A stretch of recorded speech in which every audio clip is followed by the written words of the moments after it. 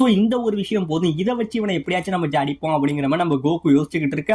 உடனே மேல உள்ளவங்க எல்லாருக்கும் பயங்கரமான பயம். தண்ணிக்குள்ள கோகு போய் ரொம்ப நேரம் ஆகுதா, அவன் இன்னுமே வரலையே அப்படின்னு சொல்லி எல்லாம் பயந்துகிட்டு இருக்க. இப்ப இந்த பக்கம் நம்ம கோகு என்ன பண்றான், மாஸ்டர் ரோஷி கத்து கொடுத்த இந்த டெக்னிக்கை நான் இப்ப யூஸ் பண்றேன் அப்படின்னு சொல்லி தண்ணிக்குள்ளேயே கமேகமேகா அப்படின்னு சொல்லி அந்த கமேகமேகா பவர் வந்து வெளியில கொண்டு வந்து அந்த தண்ணிக்குள்ள 2 பால் மாதிரி நிப்பாட்டி வச்சிடறாங்க. இப்படியே நிப்பாட்டி வச்சுக்கிட்டு இருக்க. இந்த பக்கம் நம்ம ஃப்ரீஸா வந்து மேல நின்றுகிட்டு, டே நீ இன்னும் அவ்வளவு சீக்கிரம் சாகர பயல்ல, இந்த அடிக்கலாம் நீ செத்துருக்க மாட்ட, என்ன பண்ணிக்கிட்டு இருக்க, சீக்கிரம் வெளியில வாடா அப்படிங்கிற மாதிரி நம்ம ஃப்ரீஸா வெயிட் பண்ணிக்கிட்டு இருக்க.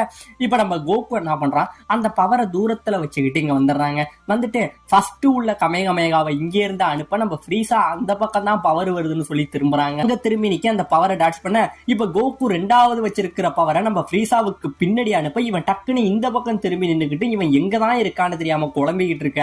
உடனே நம்ம கோகு என்ன பண்றான், இங்க மேலே இருந்து பறந்து வந்து நம்ம ஃப்ரீஸாவோட வாயில 2 காலாலையும் ஒரு ஒண்ணு வைப்பான் பாருங்க. அப்படியே ஒரு ராக்கெட் வேகத்துக்கு இங்க இருந்து ஃப்ரீஸா அடிச்சுக்கிட்டு போய் ஒரு மலையில அடிக்க அந்த மலையே அப்படியே